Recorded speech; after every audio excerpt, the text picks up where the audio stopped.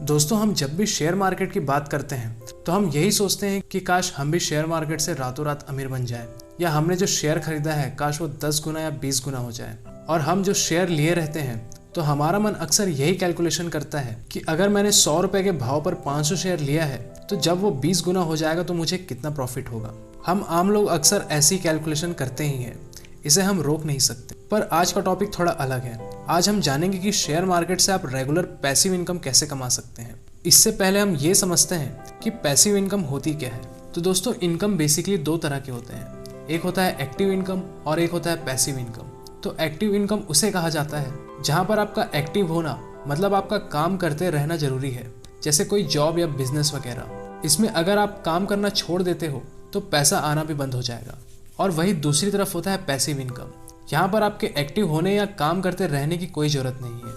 आप सोते सोते भी पैसा कमा सकते हो या बेफिक्र होकर बीचेस पर घूम कर भी पैसा कमा सकते हो। फॉर एग्जाम्पल, आपने कोई इन्वेस्टमेंट की है तो उसका प्रॉफिट या डिविडेंड उसका पैसिव इनकम होगा। या फिर आपने एक घर बनाकर उसे किराए पर दे दिया है तो वहां से आने वाला पैसा भी आपका पैसिव इनकम होगा।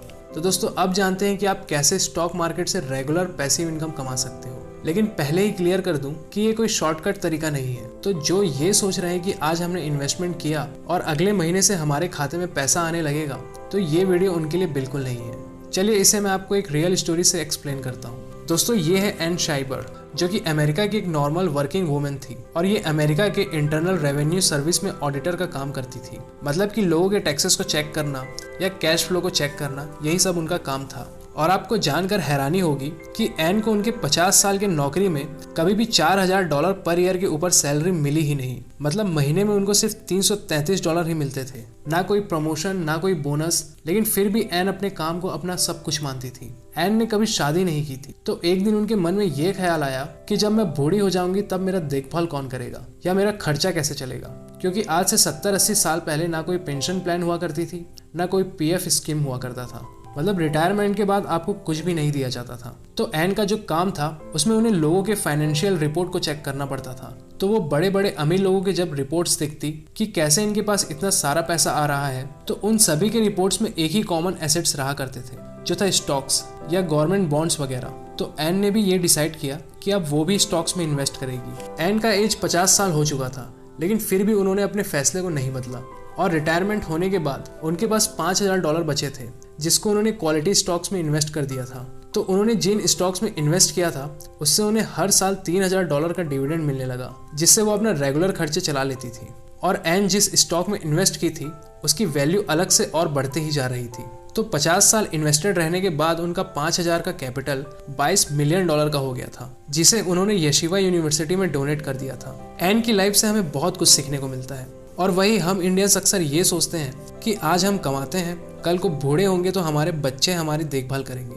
पर कौन जानता है कल क्या होने वाला है। और अक्सर हम शेयर मार्केट का नाम सुनते हैं तो हमारे मन में जल्दी पैसा छापने का कॉन्सेप्ट ही आता है, और जब हम फेल हो जाते हैं तो मार्केट को ब्लेम करते हैं। दोस्तों, इन्वेस्टिंग में जब तक आपके अंदर पेशेंस नहीं है तब तक आप कभी भी पैसा नहीं कमा सकते। फॉर एग्जाम्पल, जब आप अपने बच्चे को पढ़ाते हो तो उस पर भी आप 15 से 20 साल इन्वेस्ट करते ही हो, या किसी पौधे को भी पेड़ बनने में 10 से 15 साल लगता ही है। तो फिर क्यों आप शेयर मार्केट में 10 से 20 साल इन्वेस्टेड नहीं रह सकते। दोस्तों, कोई भी चीज हो उसे ग्रो होने में समय लगता ही है।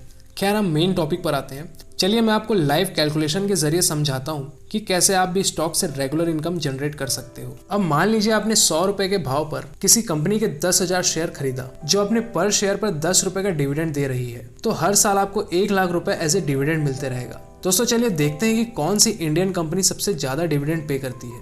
ये आपको गूगल में सर्च करने पर आराम से मिल जाएगा। तो यहाँ पर सबसे ज्यादा डिविडेंड पे पीएनबी गिल्ड और वेदांता कंपनी कर रही है, जो कि 15 और 14% का डिविडेंड यील्ड दे रही है। तो मान लेते हैं हमने 10 लाख रुपए के वेदांता के शेयर्स खरीदे और वेदांता का शेयर प्राइस अभी जिस टाइम मैं देख रहा हूँ उस टाइम 316 रुपए है। तो 10 लाख रुपए में आपको वेदांता के 3164 शेयर्स मिलेंगे और ये कंपनी अपने पर शेयर पर 44 रुपए का डिविडेंड पे कर रही है। दोस्तों, 316 का 14% आप निकालोगे तो आंसर आपको 44 ही मिलेगा। तो अब आपके पास टोटल 3164 शेयर्स हैं। इसको आप 44 से मल्टीप्लाई करोगे तो आंसर आएगा 1,39,216 रुपए। तो अगर ये कंपनी हर साल 14% का डिविडेंड दे रही तो हर साल आपको 1,39,000 रुपए मिलते रहेंगे, मतलब हर महीने 11,000 रुपए।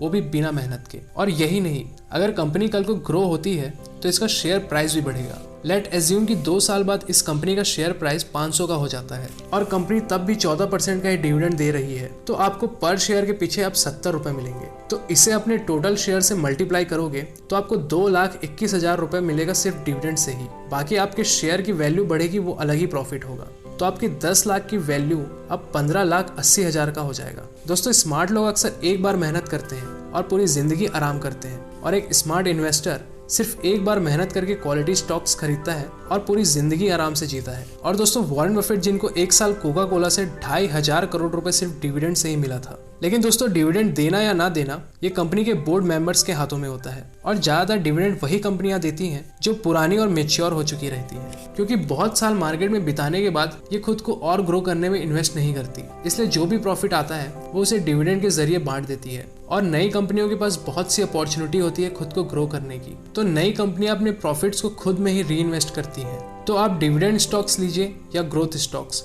दोनों में ही आपको फायदा है। लेकिन अगर आप यंग हैं, जैसे अगर आप अभी 20 से 30 साल के अंदर आते हो, तो आपको ग्रोथ स्टॉक्स ही प्रीफर करने चाहिए, क्योंकि आगे चलकर हो सकता है ये भी अच्छा खासा डिविडेंड पे करने लगे और शेयर्स की वैल्यू भी अलग से ही प्रॉफिट देगी।